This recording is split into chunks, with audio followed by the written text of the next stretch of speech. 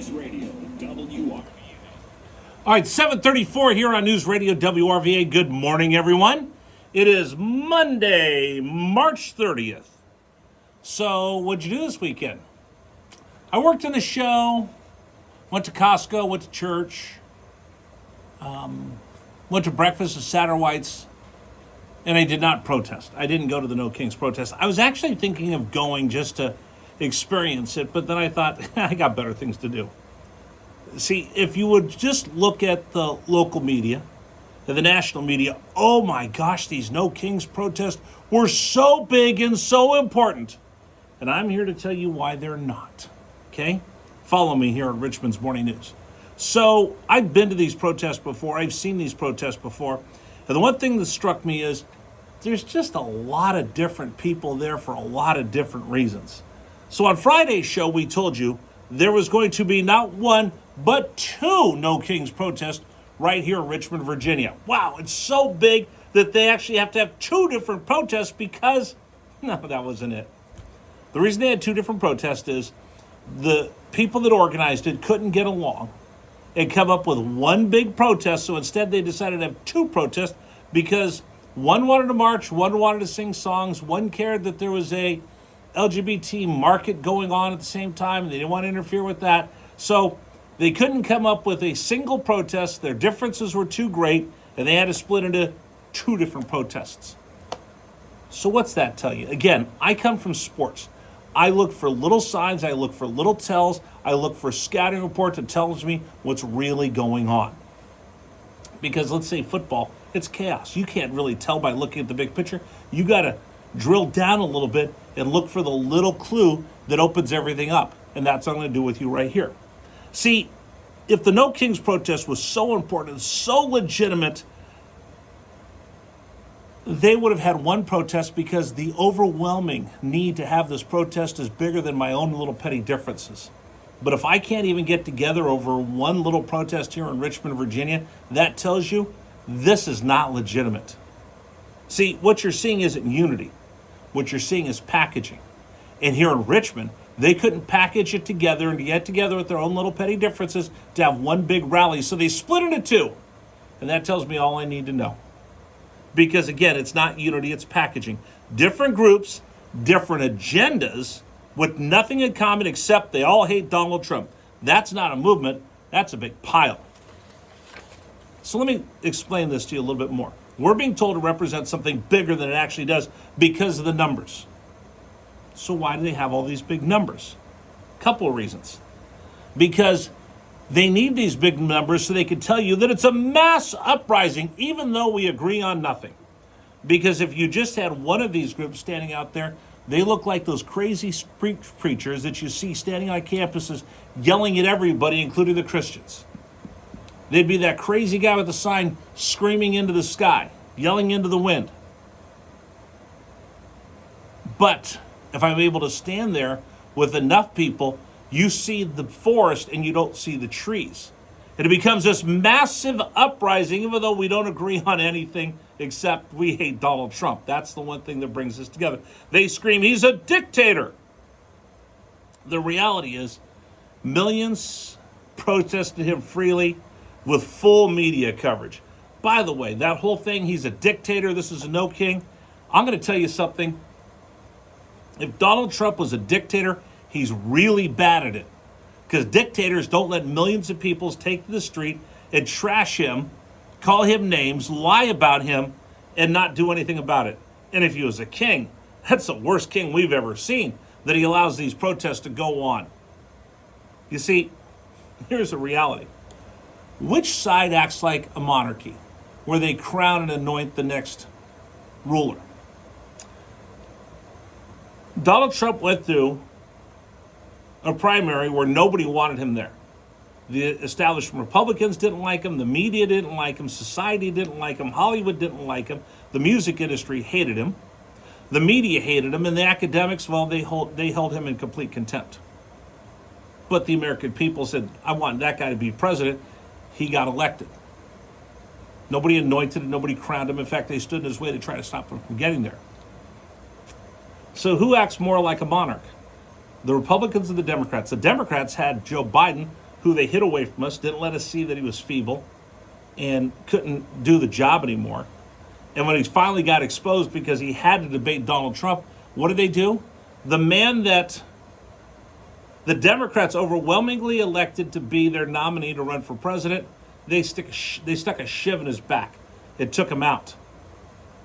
Nancy Pelosi went and put a knife in his back and threw him out to pasture. And instead of having the votes or the little mini primary that Barack Obama wanted, no, they just chose to crown Kamala Harris, who didn't have a single vote, to be their nominee, and anointed her to be the nominee to be the next leader of the free world.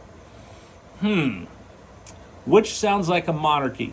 The one where the people elected Donald Trump to be the nominee to run for president, or the one where the Democrats stuck the knife in the back of Joe Biden, who had been elected to be their nominee, and installed and crowned Kamala Harris to be their nominee? Which seems more like a monarchy? Which seems more like a dictator? The president of the United States that has people protesting him wherever he goes, calling him filthy names, making up these ridiculous stories and have these outrageous signs? Or the people that during COVID shut down society, locked you in your house, told you couldn't go to work, made you lose your job, told you couldn't walk on the beach, threw sand and skateboard ramps, wouldn't let you go to parks, and how dare you say anything that went against what they were telling you, because they would actually take away your free speech and deplatform you from social media, kick you off social media platforms, throttle down so nobody saw what you had to say, and silenced you. So which one's more like a monarch? Republicans or Democrats? Which one's more like a dictator? Republicans or Democrats? I don't know. But here's what I do know. I want you to hear this. I want you to hear this clearly. This is not one big grassroots movement. These are a bunch of fringe movements that got together under the umbrella of I hate Donald Trump and I hate the Republicans, and that's what unites them. Because once you look at them, and I've been in the crowd before, I've stood there in the middle of these No Kings protests, and I just stood there, and they're looking at me, hey, look, there's a brown guy over there. Hey, come on over here and join us. It's like every time I show up at an anti-ICE demonstration, they come over, they see a brown guy, like, hey, come on over here. We're standing up for your people. And I tell them, I support ICE. And they look at me like, how dare you? It's so funny. The look on their face if I tell them, tú eres un comunista. And I don't speak Spanish that well, but if I tell them, tú eres un comunista, which is, I think you're a communist, the look on their face is just, how dare someone not stand here and support me? I mean, you look at them. This was pointed out by just about everybody. What did you see? Fringe people and a bunch of leftover hippies. A bunch of baby boomers standing out there trying to relive Woodstock. I mean, think of the people that make up this coalition that we're seeing out there at the No Kings protest. There's No War Peaceniks, led by Jane Fonda, who's back, baby. There's pro-Palestine, keffiyeh-wearing anti-Semites. There's the LGBTQ Rainbow Warriors. There's BLM activists. They actually had communist flag wavers in New York City, waving the red flag with the hammer and sickle of communism. There's Antifa anarchists. There's abortion rights advocates. Wow, there's just so many different people. But the one thing that was pretty amazing is none of them have anything in common other than they hate Donald Trump. And the media and their supporters would tell you there were 8 million people out there protesting over the weekend. No, there were 8 million people out there protesting with very different agendas that all coalesced under an umbrella of I hate Donald Trump. It was the liberal agenda at its finest under one umbrella. But here's the scouting report on this. This happens a lot when people want to have revolutions. Think about, I'll take the Soviet Union. They had a bunch of different people came together, had a revolution, and then what happened? Because they had all these divergent agendas, they ended up purging most of them that didn't agree with Lenin, and he killed them all. Chairman Mao, all these other ruthless dictators, they come to power because they get a bunch of different people with different points of view, and they all say, yes, we're going to rise up together until someone takes over, and then he gets rid of all the rest of them. You're starting to see that now when you see some of these protests, and you see someone out there with a rainbow flag protesting in favor of Hamas and the people that support Hamas, like, we're not going to support you.